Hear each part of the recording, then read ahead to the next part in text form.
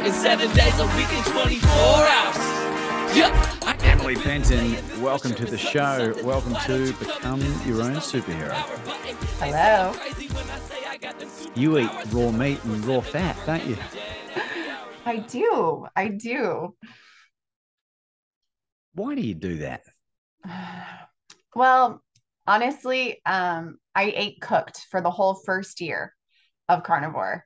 And I just noticed a gradual progression that it's almost like my body just wanted to get like straight to the nutrients. And I just wanted it more and more rare and more rare until it was just like, I literally like seared it and then that was it. And then I just was like, you know what? This is the easiest way to eat. This is so simple to cook for. This is so simple to shop for. What if I could push the envelope of laziness? And what if I don't have to cook?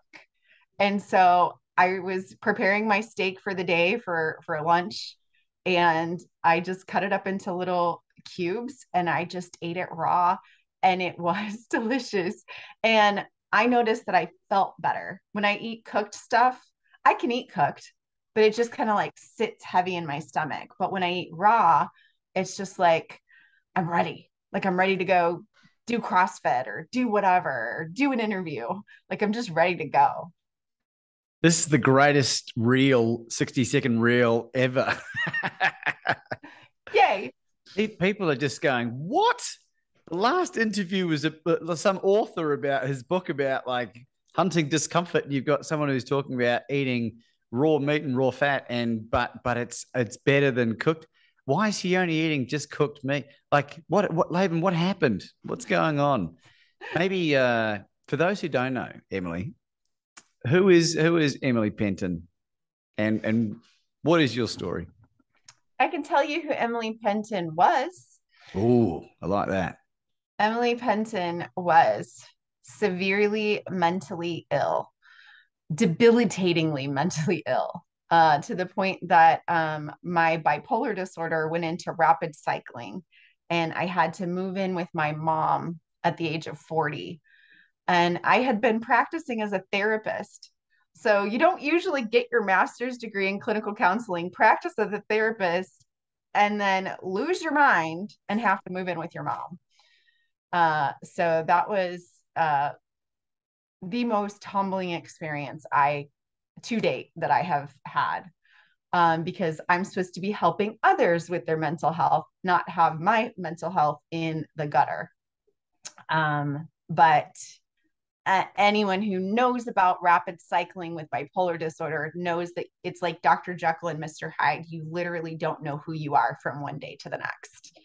And it became unethical for me to practice until I found some stabilization. And thankfully I did, eating the carnivore diet. And so February 24th of 2019, I went from the standard American diet. And so it wasn't just like I was healthy or I was keto or I was vegan or anything. Like I would literally eat like entire pies by myself, entire cakes by myself, pizzas by myself. I was just bottles, not even bottles of wine. I would get the box. I would have boxes of wine, raw cookie dough that I would eat, straight from the package. Or I'd make my own. So it was really bad what I was eating. And then overnight, there was this knowing inside of me whenever I first heard about the carnivore diet and that someone else was able to resolve their bipolar disorder. And that's all I needed was hope. And I had that hope, and I started eating 50% animal meat and 50% animal fat. And I say that like I'm looking at my plate and it's a pile of meat and a pile of fat. And that's all I ate. And then my last manic or depressive episode was in April of 2019. So February 24th to say, the end of April. And I was still on all of my psych meds. So don't run out and eat a steak and stop taking your psych meds. I stayed on all my psych meds. I stayed in under care with my psychiatrist. I stayed under care with him for over 2 years. And then eventually we were able to taper off. I went back to work full time in June of 2019. I was a far better therapist than I've ever been. And then we tapered off of all my psych meds. My last psych med was September of 2019. And I haven't been in the psych ward yet. And all is stable, all is well.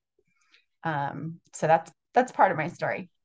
Congratulations, Emily. That, like, honestly, I hear lots of really powerful stories in and around this community, but to have nothing, and it's so inspiring. And that's one of the many reasons I wanted to bring you on. You've come into Anna and I's life. You've become a dear friend, and we haven't even had an opportunity to meet. But it's the thing about you is that you are so vibrant. And for those who aren't watching, and I saw Steak and Butter Girl ask you this question, so I want to ask you, like, how old are you? 43. 43 years young. And the way that you responded, you said, now that you've been reverse aging, or like getting Benjamin buttoning, as I like to call it, yes, you're happy to tell people how old you are. Yeah, it's not a dirty question anymore. I love the look on their faces, especially like at CrossFit, like when I'm like, doing all this stuff, doing all these workouts and stuff. And then when they find out the rest of my story, that I actually have been diagnosed with multiple sclerosis. And I'm not supposed to be able to walk. I'm supposed to be in a wheelchair or have a walker or an assistive device. But I found that out 3 weeks into eating this way. So a logical person would say, oh, I started this all meat diet and now I'm hospitalized and diagnosed with MS. I need to stop. But it was that knowing inside of me. I knew that I was on the right track for my mental health and my physical health. And I went against the odds. I went against what the doctors were telling me to inject myself with. And I believed. I didn't believe what the doctor said. I believed that I was going to heal. And I did. My last MS symptom was May 9th of 2019. I've had multiple MRIs, blood work, lumbar puncture. My last MRI showed no new MS activity. Wow. You don't get over that. You don't. You're the first person I've ever met. And maybe explain what is multiple sclerosis, just in a nutshell, because there's a lot of different terminologies for different diseases. But just to clarify, please. Okay, just in layman's terms, because that's pretty much the only way I can speak medically or scientifically. But we have nerves, and there's a myelin sheath around our nerves, and it reminds me kind of like the protecting around like the wiring, like the rubber protecting around wiring, and it's made out of fat. But whenever you have MS, it deteriorates, and so those nerves are exposed. And I had pins and needles pain all over my body. And sometimes I would get electric shocks to my torso. It felt like someone, I mean, I don't know what a taser feels like, but I can imagine that it felt like someone tasered me in my abdomen. Shocking, yeah. And then I didn't have control of my legs or my arms or my hands, where like I would be holding a cup and I would just drop it. I couldn't hold like a pencil or a pen. I would have to have like these different devices around it. I couldn't hold a fork. I was disabled. And it also affected my speech. I had delayed and slurred speech because there's if you think about it, like your whole body runs on nerves. And if they're frayed, if all the wires are frayed, everything goes haywire. And my body stopped being able to tell my mouth to talk. And so I would go to tell my son, go take a bath. And it would come out, go take a bath. And so I was just like, completely disabled. Like I couldn't do that. I literally filled out the paperwork, went to my first interview to apply for disability. And I walked in with a walker to that appointment and thinking this is the end of my life. I'm going to be in a nursing home or I'm going to be in a psych ward. And thankfully, neither of those was true, and I healed from both. But what I have found is that it's fat that rebuilds that myelin sheath, and then it's like covers those nerves back up. And then my nerves are able to do what they're supposed to do just because they're protected. That's really interesting. And I wondered, in the interest of transparency, because people, there's people that have experience in healing and they give all the great news, right? And they're like, this is all the best thing in the world. And it's not that I want to focus on any negative parts, but is there any areas of development that you're still working through at the moment? As far as my psychologically, physically, mentally, emotionally, like anything that you feel that you could improve? I mean, yeah, but okay, you think the way I think about it is here I was in 2018 and it was devastating. I mean, it felt like the bottom of the pit. And now everything is better than that. But at each level, I see that there's another level. And then at each level, I see there's another level. And so I am always growing. I am always getting better. I'm always getting better mentally, spiritually, emotionally, physically. I'm pushing my body now more than I ever have, just with lifting weights and, running and stuff that I didn't think I was ever going to be an option for me. But I've never gone back down to the pit ever. Now I haven't even had a bad day. Like that's so good. I've had like that was a difficult moment, or that kind of sucked. And then I just brush myself off and I just keep walking because nothing compares to the pit. The pit was just like this constant darkness of misery and no hope. And now that I've tasted the hope, I can't unsee it. I know it's there and I know it's going to remain. I can see how well I am intrinsically, and everything else is just details. Well, I'm going to ask you a very personal question if you're happy to answer. Yeah. I think the Steak and Butter Girl interview you did was about a year ago, give or take. And you were talking in that about the irregularity of your period. Yes. Has that improved? No, that is definitely still my next layer of health. Also, another layer of health is I don't believe that it's a sign of health that I can only eat two foods. I can only eat regenerative grass-fed, grass-finished beef and regenerative grass-fed, grass-finished fat. I can vary a little bit. I can go to a steakhouse. I can have eggs here or there. I can have dairy here or there, but I can't sustain on it. Like I feel best on that. And so I believe that there's still healing to go. I'm also doing some different blood work with a naturopath, functional practitioner, and finding that there's some imbalances in my hormones. Did carnivore cause that? No, I haven't had a regular period since 2007. So this has been a problem. It's just another layer of my healing that is to come. And mark my words, today is October 27th. I bet you definitely within a year, I'll have my period back, maybe within 6 months. Okay. Well, we'll bring you back.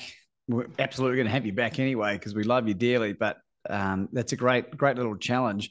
And because you were using an IUD as birth control for a while, so there's some other nuances there that I just want to paint a picture for anyone that's, because the only person I feel that's going to really resonate with this kind of story is someone that's in tremendous amounts of discomfort, pain, anguish at the end of their tether. And one of the things that really struck out when I was watching some of the other interviews that you've done is that a lot of the questions you get around the discipline around eating just that way. Can you explain why you find it easy?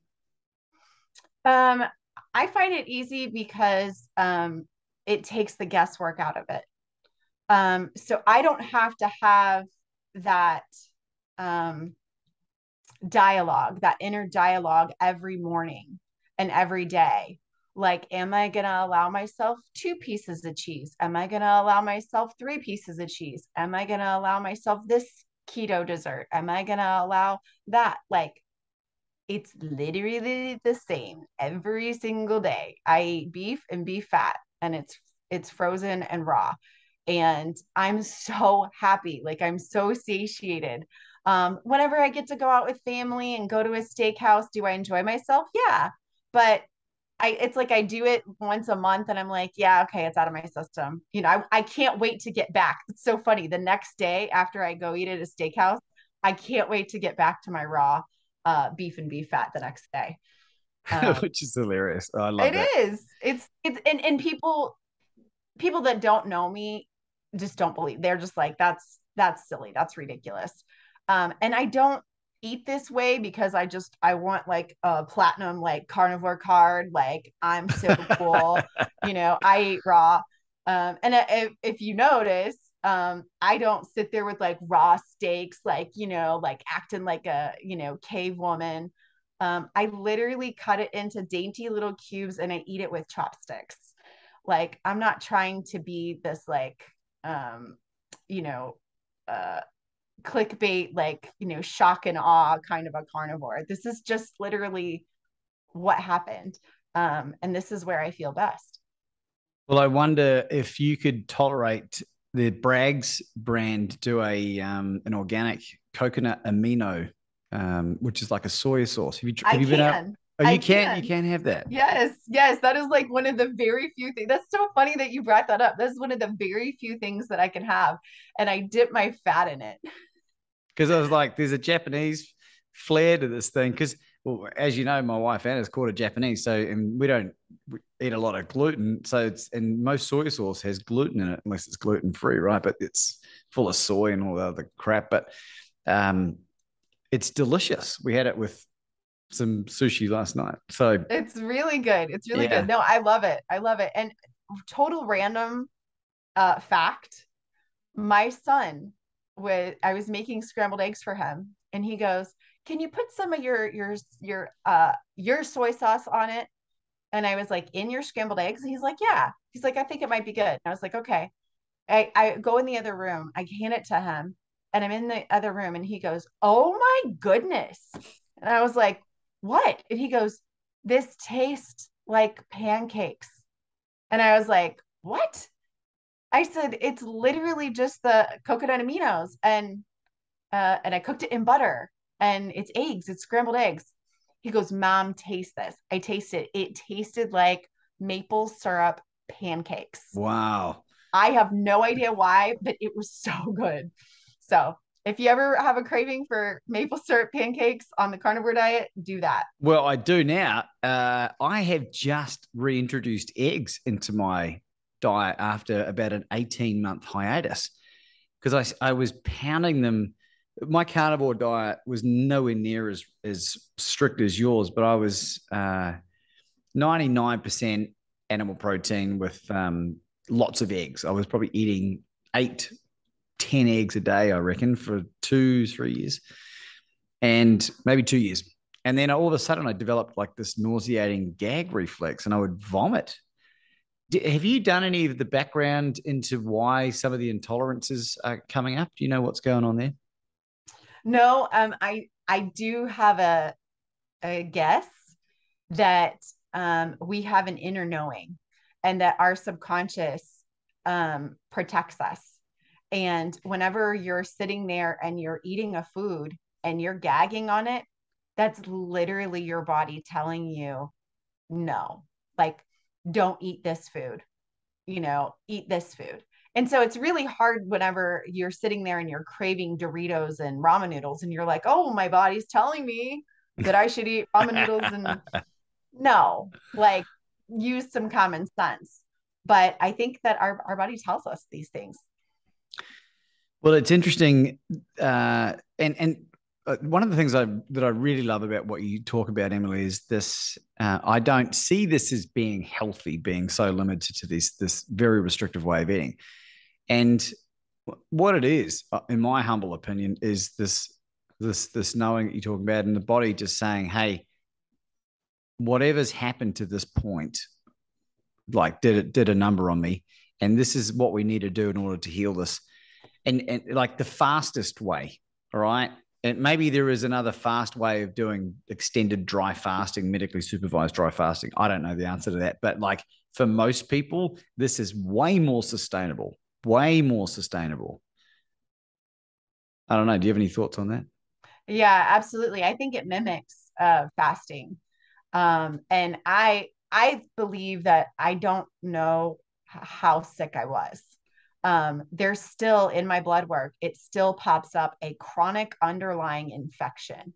And so my functional practitioner believes that it might be like the remnants of MS, that my body just kind of like walled it off and was protecting me from it. And now that I'm healing, it's like going, okay, come get this infection, because it's still popping up and everything.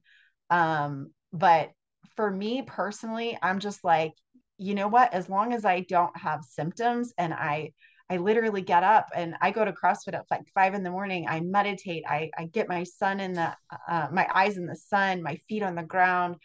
I go all day. Like I'm doing well. And so I believe that it's just a process of me continuing to heal. But like I said, I don't feel like it's a sign of health yet. I don't think I've arrived.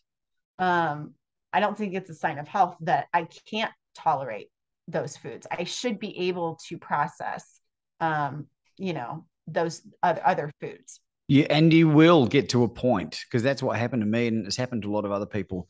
My health issues, as I said, weren't anywhere near as severe as yours, and so maybe the healing process was faster. But it was still 3 years before I even introduced any grains, there was the occasional ingesting of, flour here and there, but like minuscule amounts.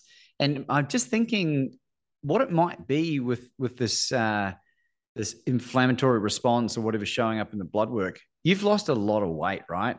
What's the total amount of body fat that you've lost? 120 pounds. Which is it's double what I lost, right? And then put some back on. 120 pounds, you're probably still burning body fat as well. And we know toxins store in the body fat. And I wonder if there's some legacy stuff that's still coming in the blood work because you are burning ketones as fuel. Absolutely. I believe that's very likely. You know what I also believe? We don't know. That's also true. No. Even when we get blood work, we don't know. We have the most amazing, intricate, uh, phenomenal creations, and we're literally taking this physical medical uh, access to be able to, test urine, test saliva, test stool, test blood, test all these things, but we have no idea what's going on inside of our bodies. What I'm fighting. I mean, who knows? Maybe I was going to die. Like maybe it's just a miracle that I lived. And so I'm just happy. I'm happy that I get every day. Every day is a gift to me.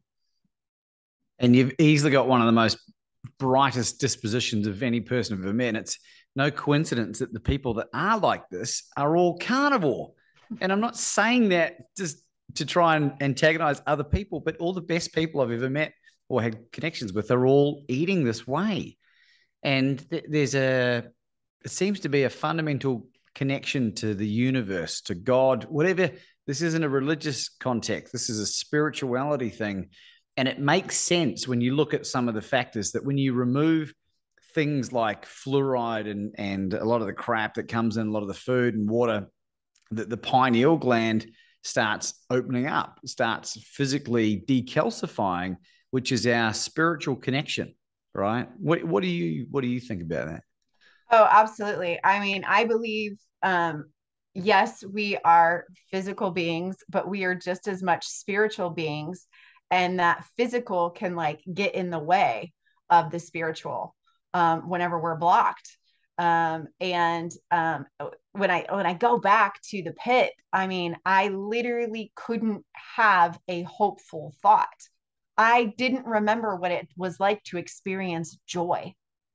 Like I didn't understand that. And whenever I felt it for the first time, and I mean, probably since I was a child, because I've been just riddled with anxiety and depression for years. And so when I actually felt joy, I was just like, oh, like, what was that? And so I feel like whenever we're just, bogged down with all of this physical stuff, we can't let our spirit like really come through. But whenever we start peeling off the layers, now, oh my gosh, you cannot put my light out. Like you literally can't. Like I am Teflon and I am titanium. It doesn't matter what you say to me. It doesn't matter what my bank account says. It doesn't matter even what my body feels like. Like I could have a stomach ache and I'm like, oh, this will pass. Like it'll get better. And I'm like the opposite of Eeyore now. Like I literally cannot have like a gloomy, like negative day. It's and it's crazy because that was not me for the whole first 40 years of my life. Well, have you done any work or done any research on Dr. Chris Palmer? Yes. Yes. I reached out to him. I was like, do you want to interview me? Do you want to interview a living, breathing example? But of course, he's super busy. I haven't heard back from him, but yeah, he's amazing. He is, for context, he's an adjunct professor of psychiatry at Harvard Medical School who has successfully treated 1/3 of all his patients that have type 2 bipolar, suicidal ideology, schizophrenia, and a few other issues. 1/3 of those patients into full remission using a ketogenic diet developed 120 years ago for epileptic children. Another 1/3 significant reductions in medication and symptoms, and then 1/3 no change at all, apparently. So for more than a decade, I think. The challenge is that when you work for an institution like Harvard Medical School, they don't want to know about this stuff. Yeah. They don't want to hear it, I'm sure. They don't want to hear it. But I'm sure there were people listening to this or watching this that would be interested in either maybe not to study you, but to interview you. So if you have a podcast that and you have an interest in sharing this message, because what we're not saying here is that this is a panacea, right? This is another alternative to healing that you might not have heard about, and you have a living, breathing example of someone who is exemplifying that. So that's something that I would encourage people to do. And on that note, because you've got your own show as well, you got your own podcast. What's that called? Yeah, it's Emily Penton Inner Clarity System. Because I really don't feel that carnivore is the be all end all. I feel that it's an incredible tool. But you need to follow your inner clarity. That is where you need to use to guide, like you did with the eggs. You were like, I think I need to stop eating eggs, And if you were just like, I'm going to eat this and this is what I'm going to eat because this is what so and so eats, you got to be on your own journey. But another thing that I tell people is that I'm still bipolar. My bipolar is not gone. It is managed.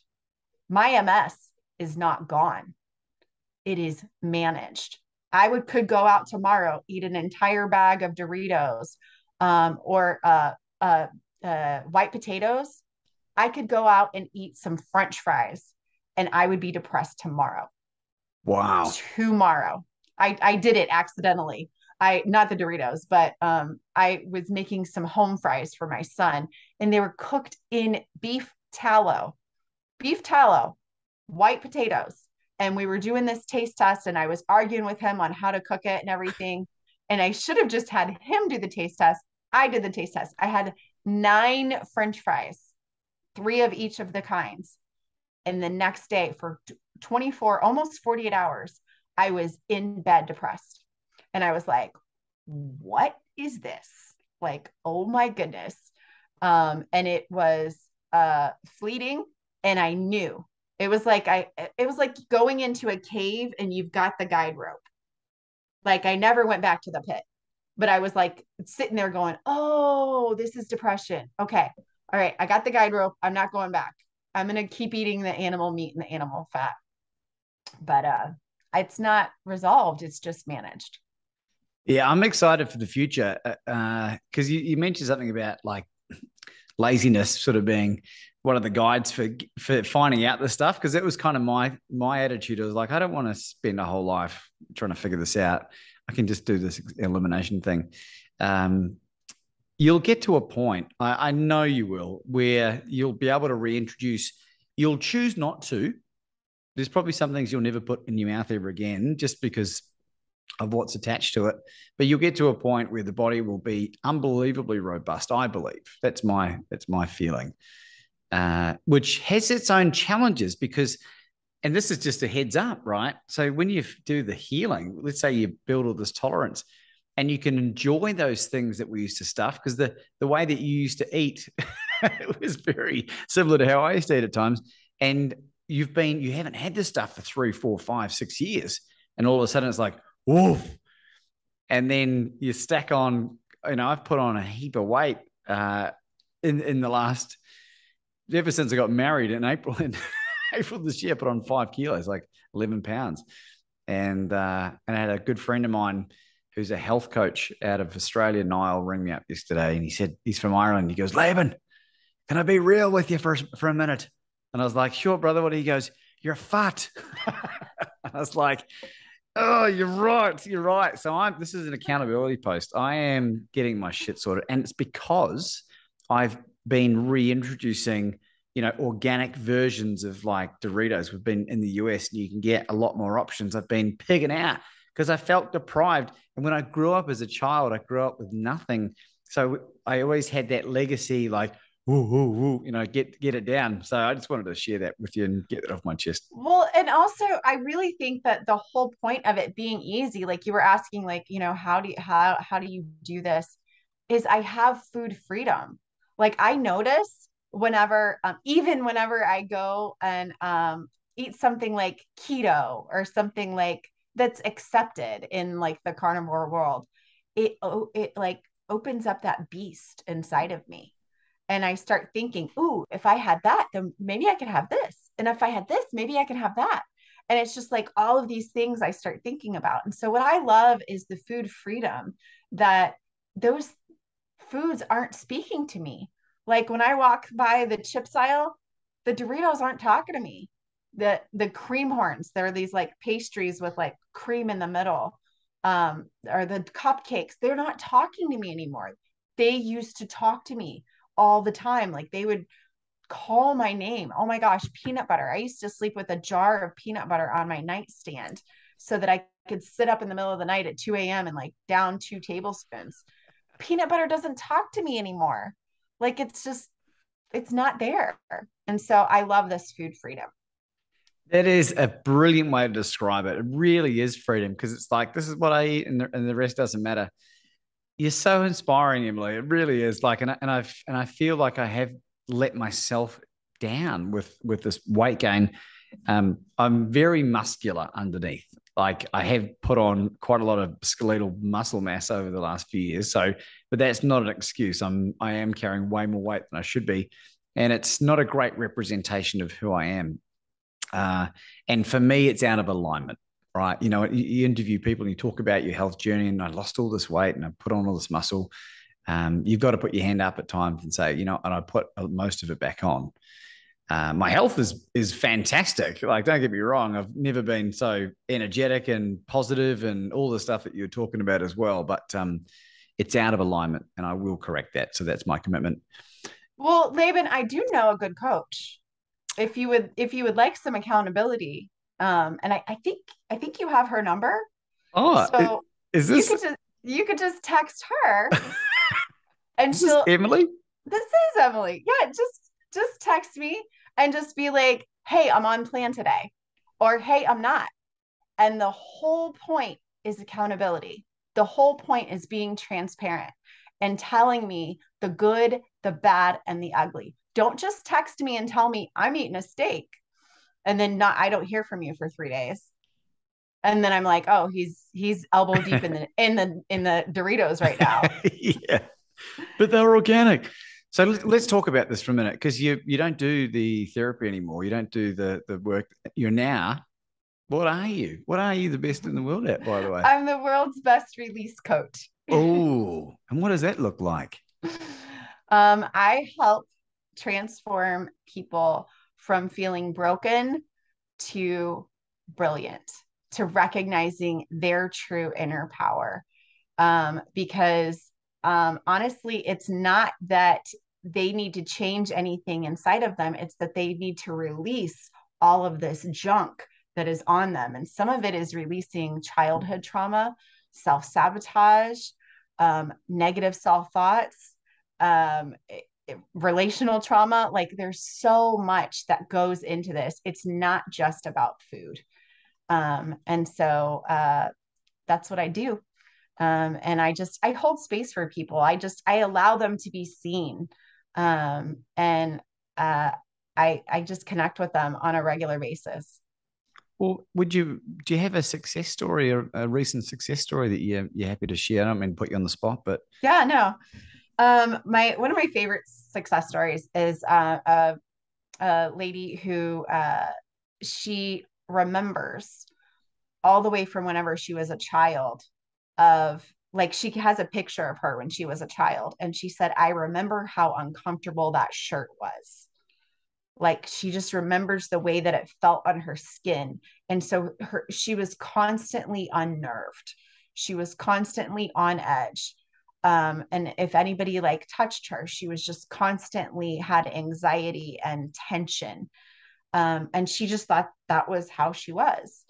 And she started working with me, started eating fatty animal meat.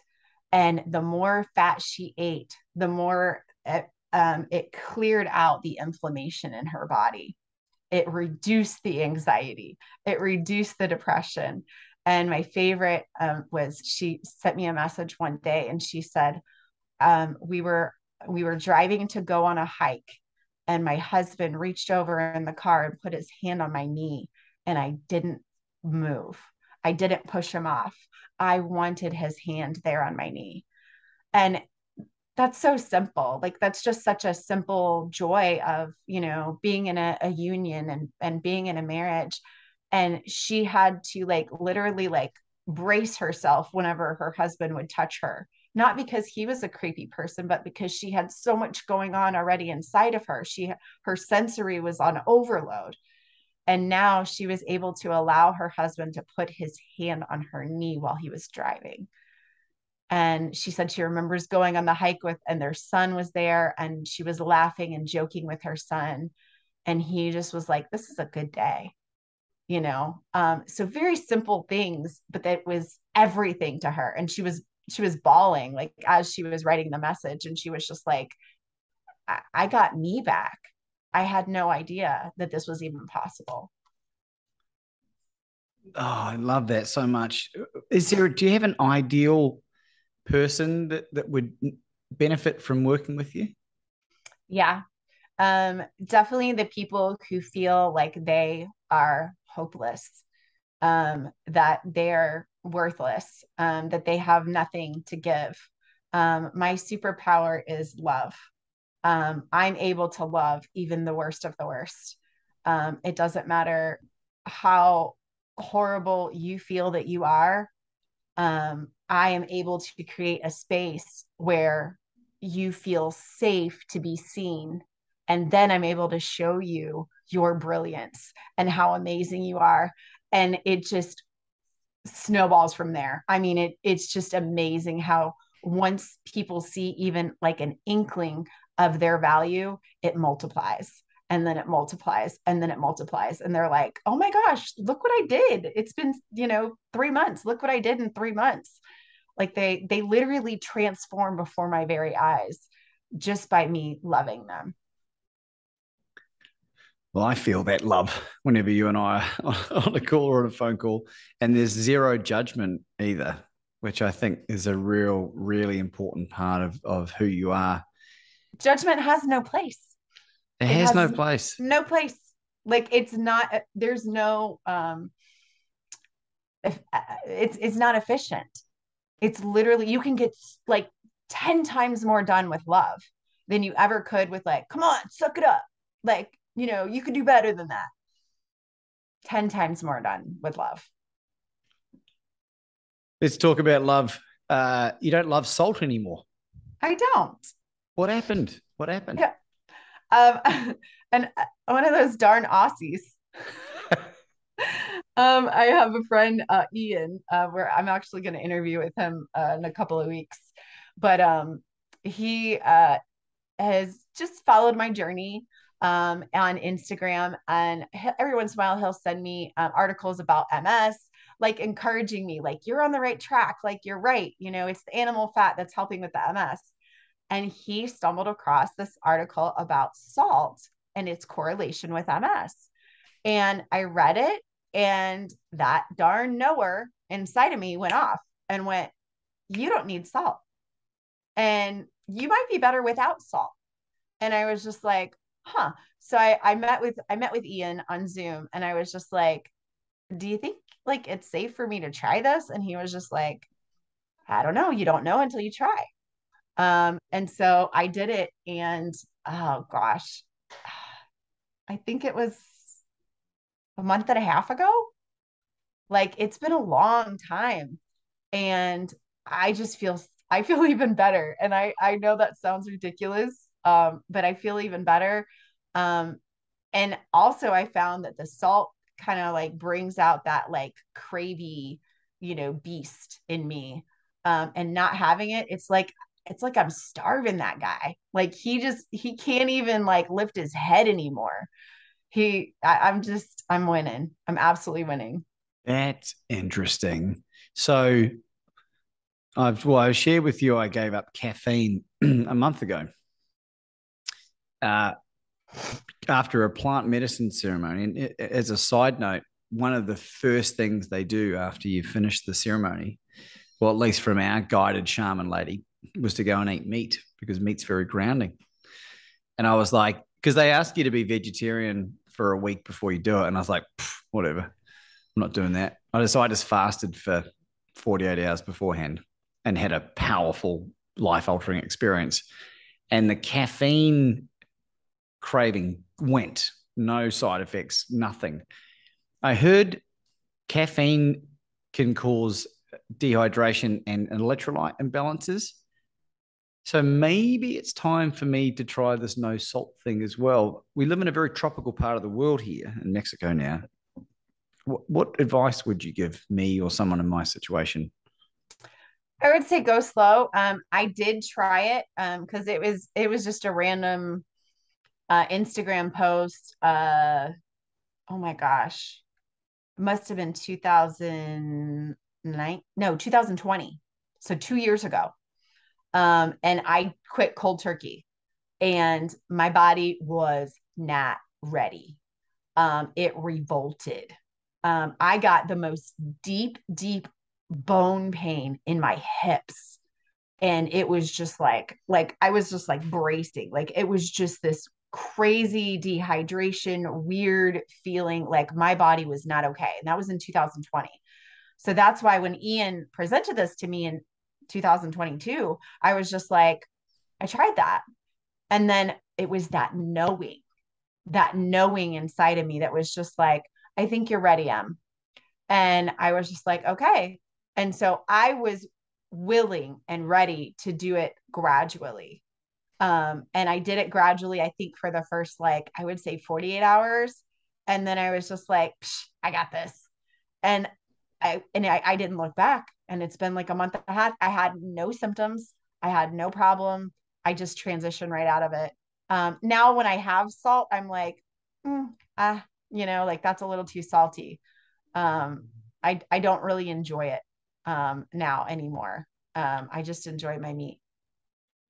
So we're not saying to cut out salt, because there will be a lot of sodium in the food that you're eating, and potassium and magnesium and iron and all this other stuff. So I wonder what it is, because when you think about it, like putting salt over everything doesn't make a lot of evolutionary sense, does it? Like if you're out in the jungle somewhere, or I don't know, like what do you reckon is the result? I have no idea.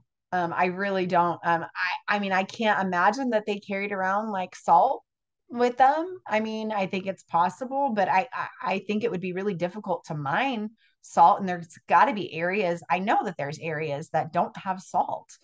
And so I do know that I'm getting enough sodium in my meat. And so maybe that's also a problem for some people, is that maybe if they're not getting as good quality of meat and fat, maybe they're not getting enough sodium. So I really don't know. Okay, so that's a good segue. So you mentioned earlier regeneratively farmed, grass-fed, grass-finished is your preferred. What advice would you give to people that are looking to start doing this? To start where you're at, I started carnivore on food stamps. And so that was just where I was at. I was eating out of the grocery store. But then whenever I was making enough money and I wasn't on food stamps anymore, I still had a tight budget. But what I did was I looked at my budget and I saved, and I knew that I had $100, and I went to my local farmer and I said, I'm gonna commit to come back to you next month and the next month and the next month. How much can you give me for $100? And I just started there. And it might just be ground beef that you start at.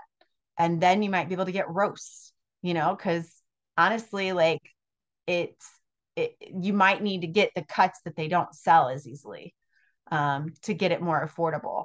And look, I was shocked. It was, I believe, 18 miles from me was the closest farm, and I was just like, I had no idea it was right here.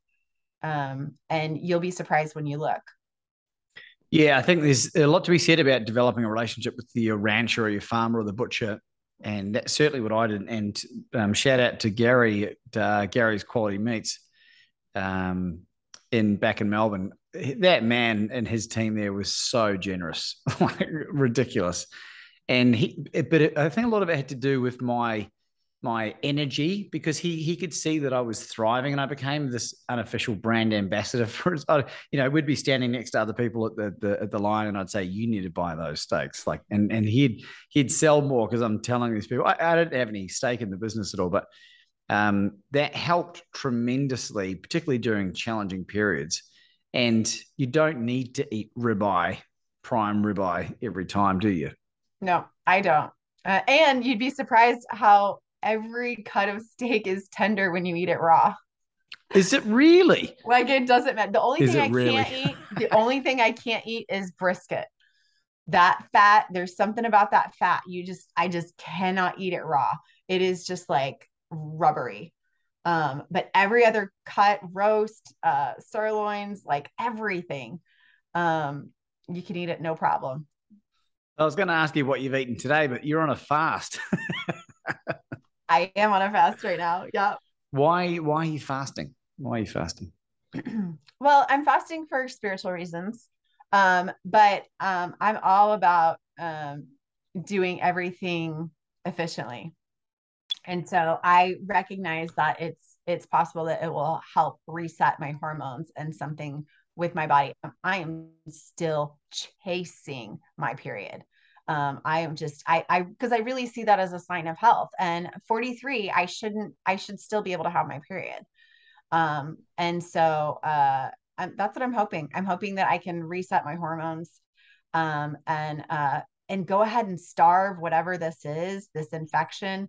And then also I got my results back from my stool test, and I have bacteria in my stool. And so, or in my, I think, large intestine, something. So I'm ready to just like starve all the bad things. And I feel so good when I fast. I love it. I love fasting. And what day are you on now? 2. Day 2. So, and I think you said that you will, as a backup, have some fat if you need to 2 keep ounces. going. I allow myself to have 2 ounces, or if I have a carnivore bar, the carnivore bar, I will have one of those a day if I need to. But I just ran out. So I'll eat like 2 ounces of fat if I need to, just to get me through. And look, this is just Emily's approach. Like it's just, however, you've got to become super in tune with your body and not be dogmatic in your approach and not blindly follow the advice of influencers out there. There's some brilliant information out there, you know, from Emily, from myself, from all kinds of people, but you've got to figure out that knowing. I think it's the key to it, really, isn't it? It's everything, because you could literally go off a cliff following somebody else. I mean, I can't tell you how many people that, whenever I started eating more fat, they would send me a message and they're like, okay, so if fat is so important, then how about I only eat fat and I never eat protein? And I'm like, stop. It's like people have to go from one extreme to the other. And you just have to find the way, the balance between all of the chaos. And you have to find your way. I can't, I have so many clients who they'll come to me the first week and they get so pissed working with me because I don't give them a food plan. And I ask them, what is your body telling you that you need to eat? What is your body, when you eat it, what is your body saying? Yes, this is a good food.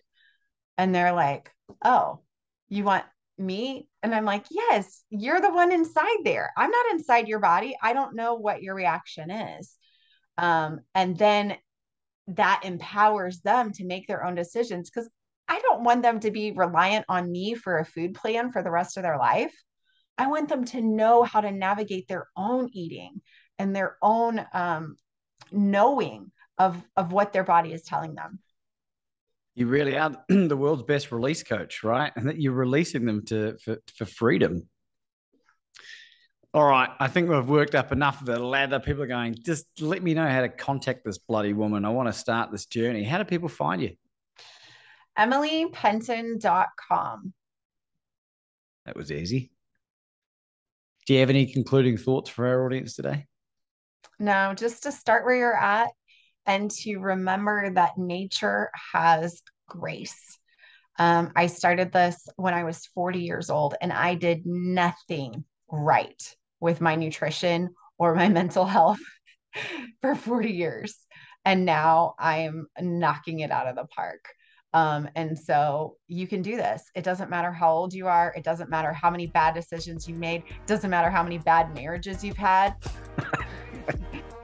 You can totally remember and operate and know that nature has grace and the best is yet to come, because you're not broken. You're brilliant.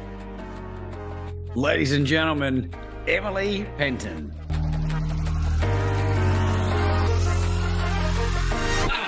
I got superpowers, working 7 days a week in 24 hours. Yup, I got the business saying this boy sure is up to something. Why don't you come and listen? Just don't hit the power button. They say I'm crazy when I say I got them superpowers.